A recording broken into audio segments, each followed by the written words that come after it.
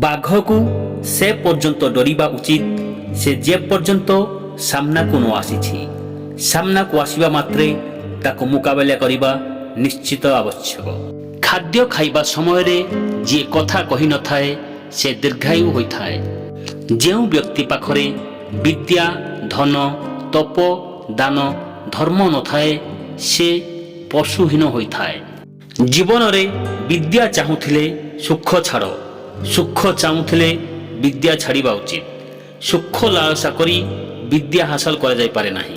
ଯେଉଁ ବ୍ୟକ୍ତି ଅଙ୍ଗୁର ହାତରେ ଧରି ଖାଇ ନପାରେ ସେହି ବ୍ୟକ୍ତି ପାଇଁ ଅଙ୍ଗୁର ଖଟା ହିଁ ହୋଇଥାଏ। ଏହାର ଅର୍ଥ ଯେଉଁ ବ୍ୟକ୍ତି ସଫଳତା ହାସଲ କରିପାରେ ନାହିଁ ସେହି ବ୍ୟକ୍ତି ଭାଗ୍ୟରେ ହିଁ ଦୋଷ ଦେଇଥାଏ। ଯେଉଁ ଧର୍ମରେ ଦୟା ନାହିଁ, ଯେଉଁ ଗୁରୁଙ୍କ ପାଖରେ ଜ୍ଞାନ ନାହିଁ, ଯେଉଁ ଭାଇ ପାଖରେ ଭଲ ପାଇବା ନାହିଁ, ଯେଉଁ ସ୍ତ୍ରୀକୁ ବିଶ୍ୱାସ କରି ହୁଏ ନାହିଁ ସେହିମାନଙ୍କୁ ତ୍ୟାଗ କରିବା ଉଚିତ। ଚାଣକ୍ୟଙ୍କ ନୀତିରେ ମୂର୍ଖର ହୃଦୟ ଶୂନ୍ୟ, ବିନା ଭାଇରେ ଦିଗ ଶୂନ୍ୟ, ବିନା ସନ୍ତାନରେ ଘର ଶୂନ୍ୟ ହୋଇଥାଏ। ପ୍ରକୃତର ପତ୍ନୀ ଯିଏ ପ୍ରେମ ଦିଏ, ସମ୍ଭୋଗରେ ଆନନ୍ଦ ଦିଏ, ସତ୍ୟ କହେ ଏବଂ ସେବା କରିଥାଏ। ପ୍ରତିଦିନ କିଛି ଶିକ୍ଷା ଅଧ୍ୟୟନ କରିବା ଜ୍ଞାନୀର ଧର୍ମ ହୋଇଥାଏ ଏବଂ ପ୍ରତ୍ୟେକ ଦିନ କିଛି ଲେଖିବା ଲେଖକର ଧର୍ମ ହିଁ ହୋଇଥାଏ। ମହୁମାଛି ଜାଣେ ସେ କେବେ ସଞ୍ଚୟ କରୁଥିବା ମହୁ ନିଜେ ଖାଇପାରେ ନାହିଁ।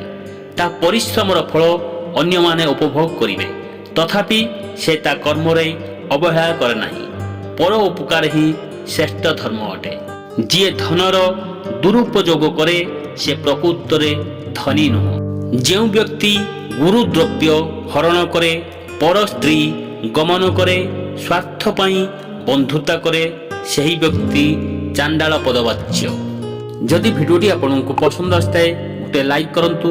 ଚ୍ୟାନେଲ ପାଇଁ ଯଦି ନୂଆ ହୋଇଥାନ୍ତି ଚ୍ୟାନେଲଟିକୁ ସବସ୍କ୍ରାଇବ୍ କରି ପାଖରେ ଥିବା ବେଲ୍ ଆଇକନ୍ଟିକୁ ଦବାଇ ଦିଅନ୍ତୁ।